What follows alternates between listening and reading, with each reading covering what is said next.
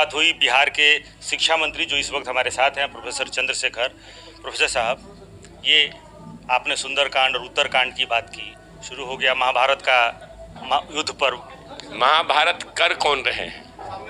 जो सदियों से हिस्सा मारी किया है, वंचितों के अधिकार को दबा के रखा है।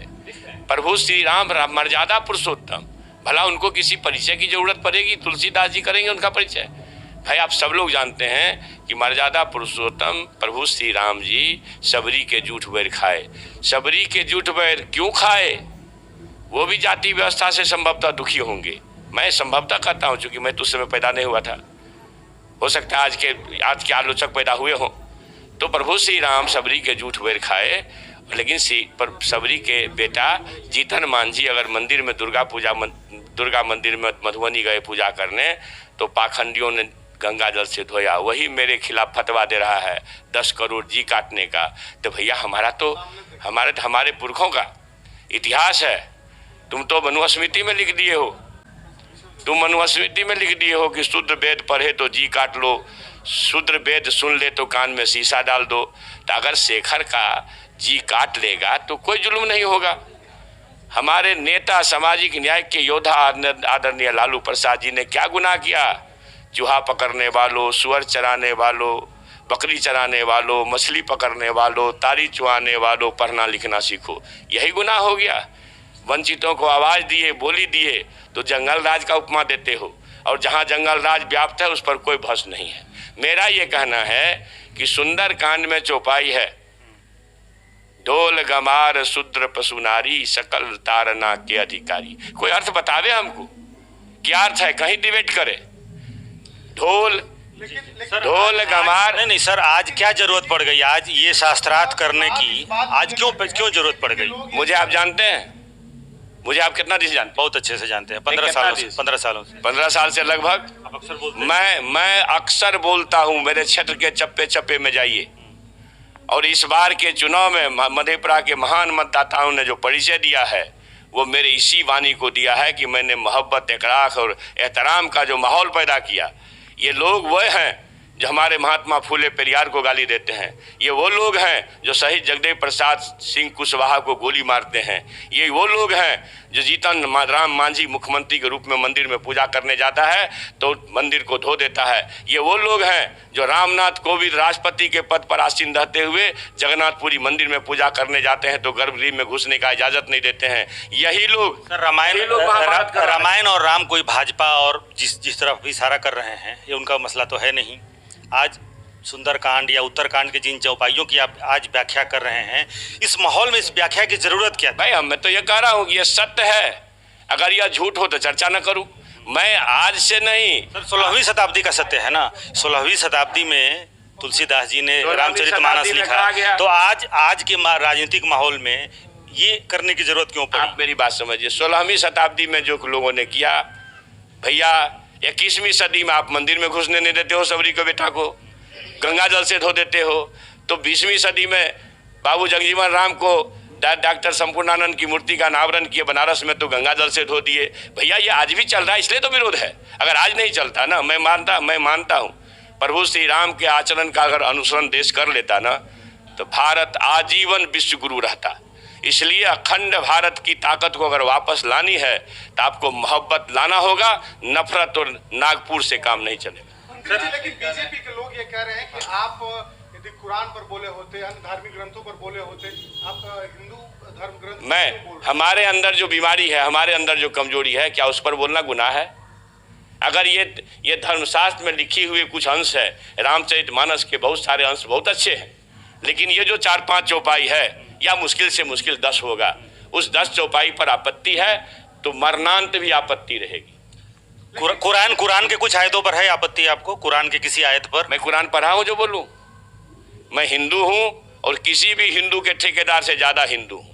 मैं पूजा करता हूं, मगर उस प्रभु श्री राम की पूजा करता हूं जो सबरी के जूठ बैर खाते हैं। उस भगवान कृष्ण की पूजा करता हूं जो सुप्पन भगत डोम के यहाँ खाते हैं। सुप्पन भगत के बेटा को मंदिर में जाने से जो रोकता है, वो किसी भी प्रयास का खिलाफ उस राम और इस राम कौन से हैं? राम तो एक ही हैं, उनके कैरेक्टर अलग अलग हैं। वो जय श्री राम वाले हैं, हम लोग हे राम वाले हैं। जय श्री राम नफरत पैदा करता है, हे राम मोहब्बत पैदा। यही बात प्रदेश अध्यक्ष ने आपकी कही थी, मतलब कि ये एक एजेंडा है, ये कोई एजेंडा है, क्योंकि बिहार में जातिगत जनगणना शुरू होती है, उसी बीच हे राम जय श्री राम और नहीं राम जन्मभूमि पे सवाल, फिर रामचरितमानस पे सवाल। प्रभु श्रीमान सुनिए, ये आपकी समझ हो सकती है, समझ तो आपने पैदा की है ना। जातिगत जनगणना आपकी सरकार कर रही है और इसी माहौल में सर बहस, कोई मैं शास्त्रार्थ करने नहीं आया हूँ, मैं कोई रामायण रामचरितमानस का मर्मज्ञ नहीं हूँ। मंत्री जी मेरी बात सुनिए, मंत्री जी शास्त्रार्थ करने में नहीं आया हूँ, तो पूछिए ही मत। सर सवाल सुन लीजिए, आप अडानी से सीख करके आए। सर सवाल करेंगे तब तो आप पूछेंगे, सर सवाल करेंगे तब तो आप बताएंगे ना। तो सवाल मैं ये पूछ रहा हूँ, तो सवाल सुन लीजिए, मैं कोई रामायण का मर्मज्ञ नहीं हूँ और मैं आपसे शास्त्रार्थ करने नहीं आया हूँ। मेरा सवाल ये है कि आपकी सरकार, जिस सरकार में आप शिक्षा मंत्री हैं, वो सरकार जातिगत जनगणना करा रही है। सर सवाल लेट मी कंप्लीट। और आपके प्रदेश अध्यक्ष बयान देते हैं और आप तुरंत बयान देते हैं। ये दस्तावेज है, इस दस्तावेज को कोई झूठ साबित करे, मैं हर कटघरे में खड़ा होने के लिए तैयार हूँ। ये दस्तावेज मेरे हाथ में, क्या है, मजाक है? ये तो रामचरितमानस के 4 चौपाई हैं। या 4 नहीं 8 है। मेरा ये कहना है, अभी आपके कौन है आचार्य कौन?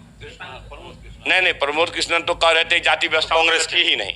आचार्य प्रमोद के पता नहीं क्या किस लेख में पढ़े हैं। सबसे पहले मानवीय संवेदना के सबसे बड़े प्रतिमूर्ति इस भारत भूमि पर, आज के कल के भारत भूमि पर पैदा हुए हैं, उसका नाम है भगवान बुद्ध जी। भगवान बुद्ध जी के विचार ही अस्पृश्यता के खिलाफ आया है। कोई पढ़े तो कम से कम इतिहास भी पढ़ ले। भगवान बुद्ध के विचार ही नारी सशक्तिकरण के पक्ष में आया है। जब ये सबको पढ़ेगा लोग, नहीं तो करेगा नहीं। मैं आपको सीधी बात कहता हूँ कि मेरी जो आपत्ति के बिंदु हैं, ये दस्तावेज में है। उत्तरकांड, सुंदरकांड, अरण्य कांड, इस तरह के कई कांड हैं जिसमें आपत्तिजनक 8-10 दोहे हैं। उस दोहे को हटाइए, रामचरितमानस बहुत अच्छा ग्रंथ कहलाएगा। जहां नफरत, जातियों के नाम पर नफरत पैदा करने की बात कही गई हो, उसके खिलाफ मैं हूं। हमारे पुरखे भी रहे हैं। बाकी रामचरितमानस में कितने दोहे हैं? हजारों दोहे हैं, उनकी कभी व्याख्या आपने की? अरे भैया, जो अपमानजनक है, इस देश में 90% लोगों को समाज से काटता है, अपमान में जीने के लिए विवश करता है, उसी को रेखांकित किया हूं। अच्छा को क्यों करूं? अच्छा तो अच्छा है। क्या हासिल होगा इससे?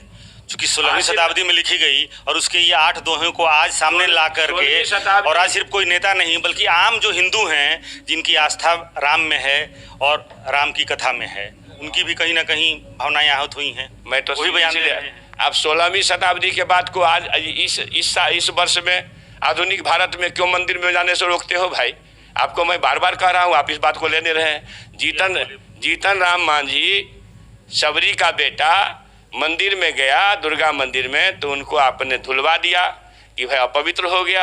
छोड़िए, माननीय मुख्यमंत्री जी था, देश के राष्ट्रपति जो एक प्रथम नागरिक होता है, अपनी धर्मपत्नी के साथ जगन्नाथपुरी मंदिर में पूजा करने गए। आप भी वाकिफ होंगे, नहीं चलाएंगे नहीं, चूंकि भाई कॉर्पोरेट है, समझे कि आपको हिम्मत नहीं है चलाने का। वो दो गए, उनको आप आपके हिम्मत पर भी सवाल खड़ा हो रहा है। लोग कह रहे हैं हिम्मत है तो कुरान पर बोलिए भाई। पढ़ेंगे और जो क्रिटिसाइज आएगा तो बोलेंगे, पढ़ेंगे। हम जब पढ़ेंगे, ये विरोध रामचरितमानस के 4-8 चौपाइयों का विरोध है कि भाजपा का विरोध है, मोदी जी का विरोध है? इसमें ना तो मोदी जी हैं, मोदी जी उस पंथ पर जाएंगे तो मोदी जी का विरोध होगा। भाजपा के लोग उस पंथ के वाहक बनेंगे तो उनका विरोध होगा। लेकिन हाँ, विरोध है मनुस्मृति के अंश का, विरोध है रामचरितमानस के कुछ अंश का, विरोध है गुरु गोपाल गोरवलकर द्वारा लिखे गए बंच ऑफ थॉट का।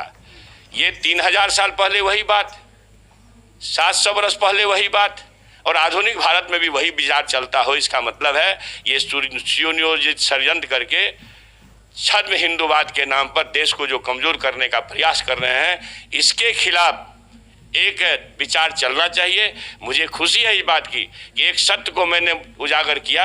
देश में बहस का मुद्दा बना है, दुनिया में बना कि नहीं हम नहीं जानते हैं।